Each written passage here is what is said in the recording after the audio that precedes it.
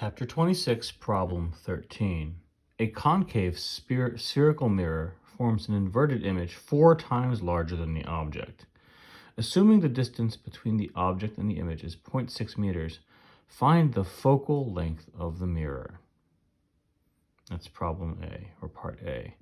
Part B. Suppose the mirror is convex. The distance between the image and the object is the same as in part A, but the image is 0.5 times the size of the object.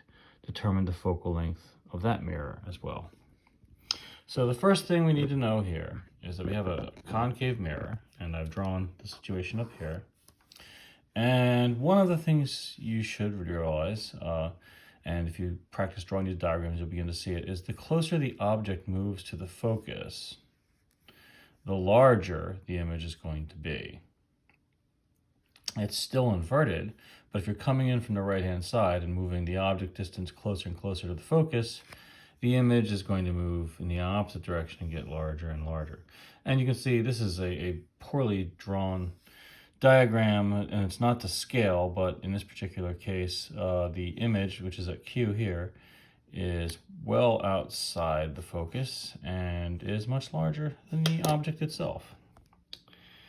So the magnification, which is the first thing here, is -4 because it's 4 times larger than the original object and it's in a negative direction. So what we're going to do is we're going to try and solve for P and Q using this magnification, and then we can, once we do that, we can use the 1 over P plus 1 over Q equals 1 over F equation to solve for the focal length of the mirror. So here we have M equal minus P over Q equals -4. We're calling to the left positive for the purpose of our directions here. That may or may not be terribly important. So our equation then becomes M equals -4 equals minus quantity P plus D divided by P. Why P plus D? Well, we know that the distance between the object and the image is 0.6 meters. So there's some distance D between them. And that distance D would be here to here. So we're replacing Q with P plus D. So again, we're saying this direction is positive. So we're saying Q is over here. So Q is at P plus distance D. So magnification becomes minus P plus D all over P.